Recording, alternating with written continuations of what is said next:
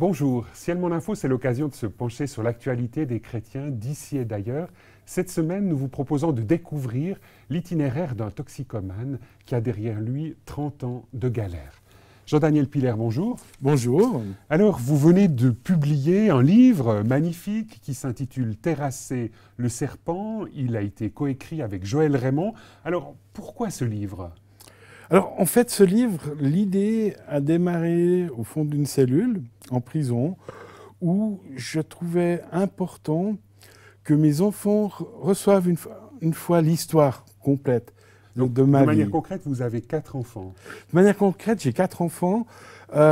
J'ai divorcé en 2000. Et puis, là, les 2 derniers étaient vraiment petits encore.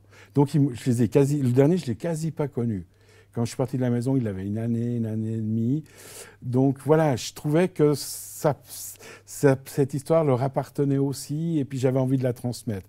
Mais au départ, c'était même pas l'idée d'un livre, c'était seulement d'écrire l'histoire pour la transmettre comme héritage à mes enfants. C'était le point de départ. Alors, vous avez eu recours à un écrivain professionnel, Joël Raymond. Comment est-ce que ça s'est passé concrètement ? Alors, c'est-à-dire qu'au départ, j'ai essayé de faire ça tout seul dans mon coin, et puis j'y arrivais pas, je suis pas écrivain. Et puis un ami commun nous a mis en relation, en fait.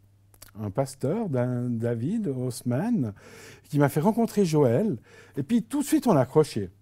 Et puis, je crois que d'entrée, il y a eu une amitié qui s'est développée. Et puis, on a démarré sur le projet. Et en même temps, il y a eu le financement qui s'est mis en place pour le travail d'écriture. Alors, aujourd'hui, ce livre est là. Qu'est-ce que ça vous fait de le voir comme ça ? Je suis impressionné déjà. Voilà. Je trouve que l'histoire, c'est une chose, la retranscrire, c'en est une autre. Et là, je trouve que Joël a fait vraiment un travail qui est superbe, notamment aussi à remettre les choses dans le temps. Moi, j'avais beaucoup de peine à remémorer certains passages ou de les situer vraiment, ou comme ça. Alors, pour partir un peu à la découverte de votre histoire, vous êtes d'origine fribourgeoise, hein, vous avez vécu dans la région de Fribourg notamment. En 2 mots, quel a été votre parcours ? Alors, très vite, je me suis senti différent du fait que je ne vivais pas chez papa, maman. Vous étiez chez vos grands-parents ? Ah oui, d'abord en orphelinat et puis après chez mes grands-parents. Et puis, ben voilà, quand on se sent différent, je suis tombé sur un ami qui habite en face de moi, qui était dans la même situation, qui était aussi chez sa tante et son grand-père. Et puis, ben voilà, on a tout de suite commencé à développer des choses qui étaient un peu hors normes. Voilà, on voulait marquer notre différence. C'était notre manière à nous de réagir par rapport à toutes ces situations. En passant par plein de stades, hein, il y a eu le stade des bandes, machin, etc., où c'était plutôt la violence qui était là-dedans. Très vite, on est parti sur la musique, la drogue. Et puis voilà, ça a été le début Donc, vous avez eu, comme vous le dites dans le livre, 30 ans de galère en tant que toxicomane. Qu'est-ce que ça veut dire concrètement, juste pour nous permettre de réaliser jusqu'où vous êtes allé ? Ça veut dire la première injection de morphine à l'âge de 13 ans. Tout un parcours qui est chaotique, toute l'adolescence, voyage à l'étranger, de la drogue à outrance. Et puis des essais d'insertion comme ça dans la société. Donc vous avez fait un apprentissage d'électricien ? Oui, en 2 fois. En 2 fois, mais que vous avez quand même terminé. Mais j'ai quand même terminé voilà. l'apprentissage. Et puis après, il y a eu le domaine des assurances. Et puis après, le passé qui rattrape tout ça.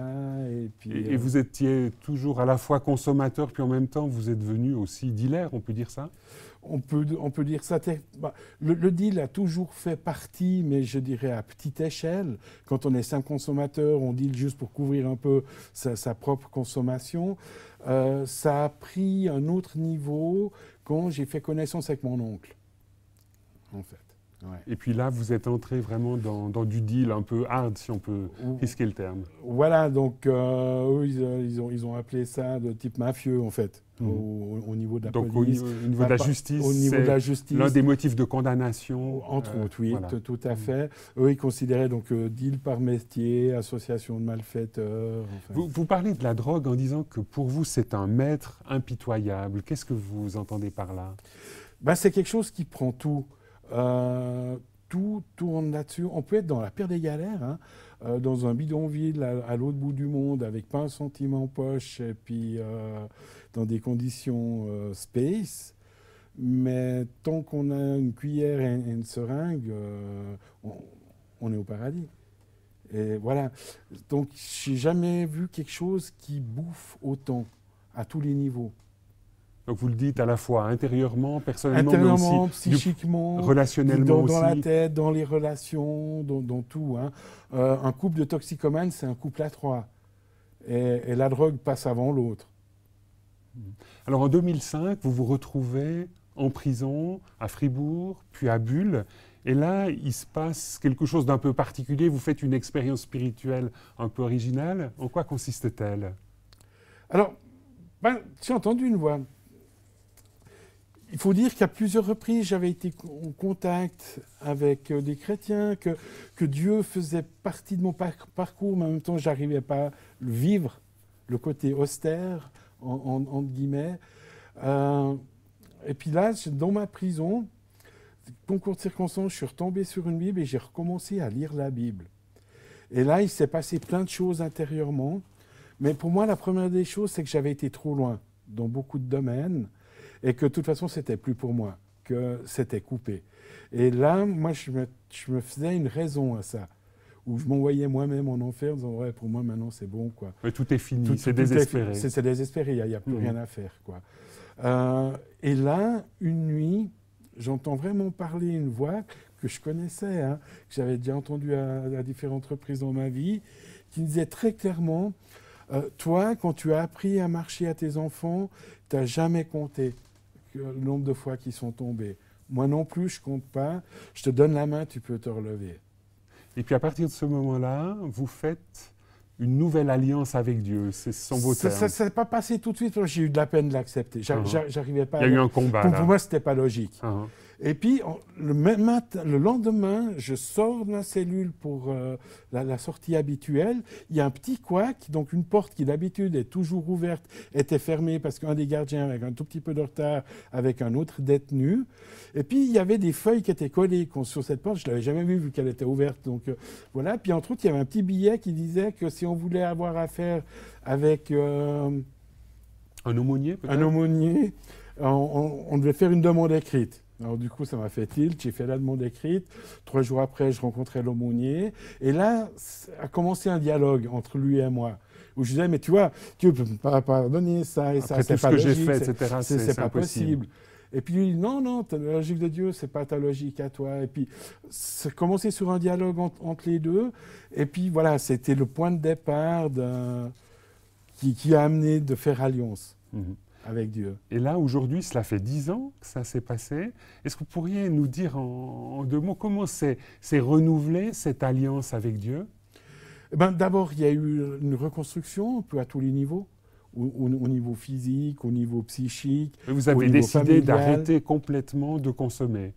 Oui, donc ça faisait partie du deal, hein, dans le sens que moi je disais à Dieu, mais moi, tu sais que je ne peux pas, de moi-même, hein, c'est mission impossible.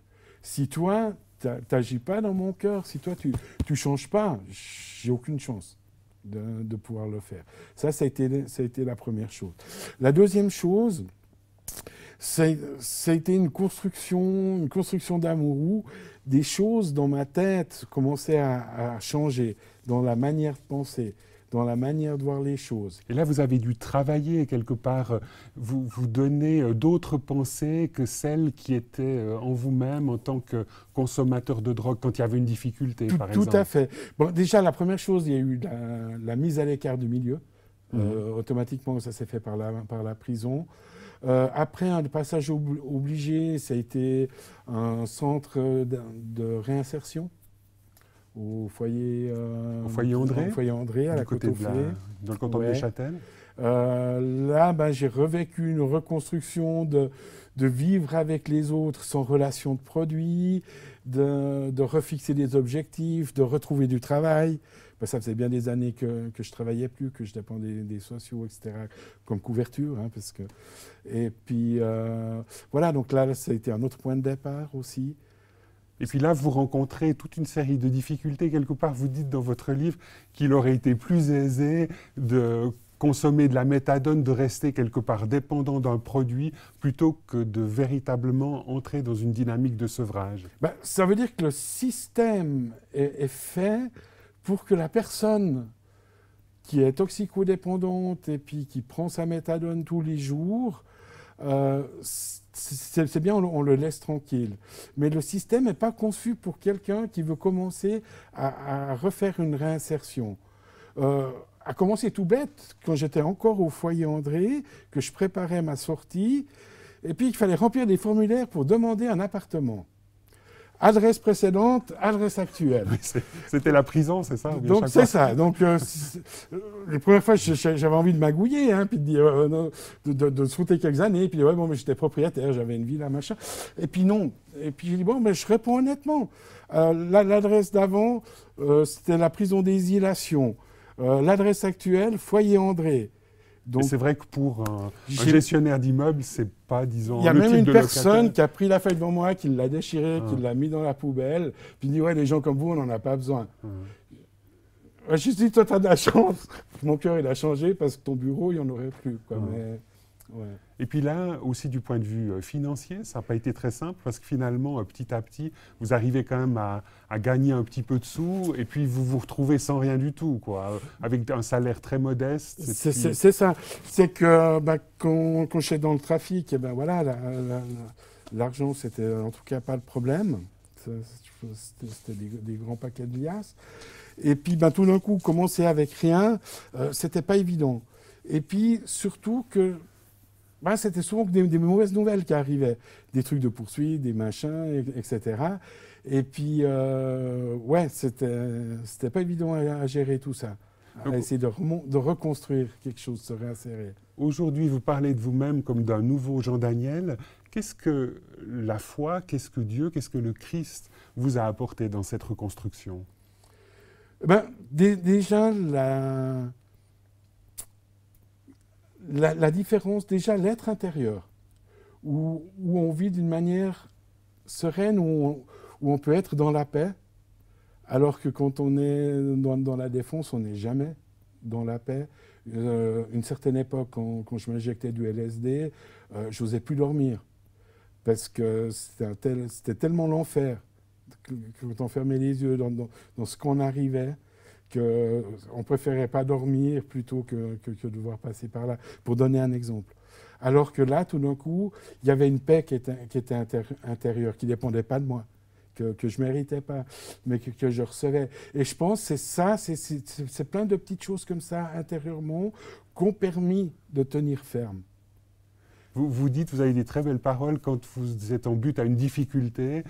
Autrefois, vous vous défonciez, puis là, vous vous mettez à genoux et vous priez Dieu. C'est sorti parce que quand j'étais au foyer André, j'étais obligé d'avoir un psy. Ça faisait partie, en fait, de la thérapie. De la thérapie.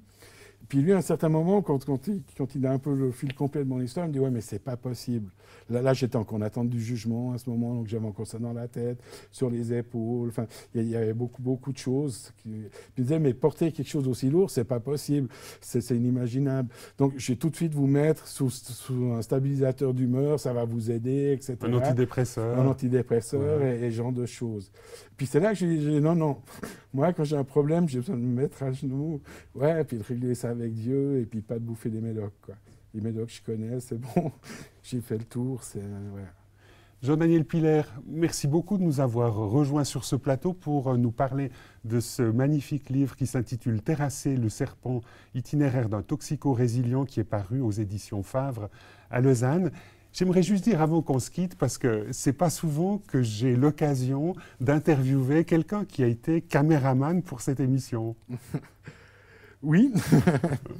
Donc, merci beaucoup d'avoir accepté de rejoindre ce siège et quelque part de nous parler de votre vie, de ce que vous-même, vous avez vécu après 30 ans de défense. Un grand merci. Madame, Monsieur, nous espérons que cette émission vous aura intéressé. C'était Ciel Mon Info. Au revoir et à bientôt.